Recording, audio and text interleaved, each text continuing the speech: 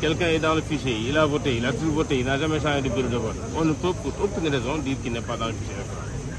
Un manquement grave, donc intentionnel, comme a l'air de le dire Agnès Touré, ou qu'est-ce que... Je ne le refuserai pas.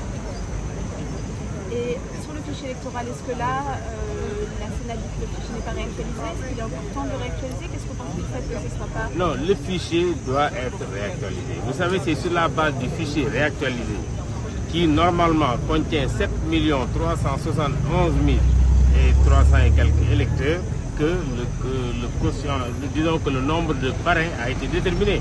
Donc ce fichier-là ne peut pas bouger. Depuis qu'il est fermé, il ne doit pas bouger.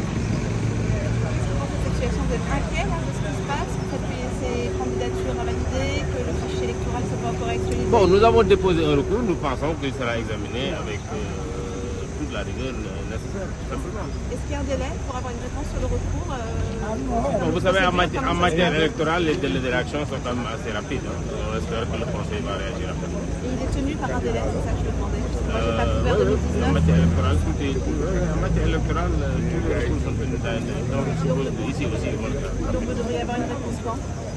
À nous, le plus rapidement possible. Et nous tenons à ce que ce processus soit respecté. Et nous tenons également, il faut le dire, à ce que le calendrier électoral soit respecté. Donc, si je comprends bien, juste pour être d'accord, vous les avez saisis sur les candidats invalides et sur les fichiers électoraux ou juste sur les candidats valides? On les a saisis sur ce que nous considérons comme des anomalies. Donc les candidats valides. Donc, non, c'est pas invalide ou pas.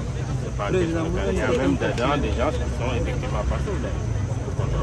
Mais pour qui également on a noté, parce que quelqu'un peut passer au contrôle, quelqu'un peut être validé tout en ayant parmi les gens qu'il a déposés une liste de personnes qu'on dit non présentes au fichier électoral. Ah. Et c'est là aussi que vous expliquez. Voilà, eux aussi ils ont demandé, ils font partie du collectif. Monsieur Ndiaye, au-delà de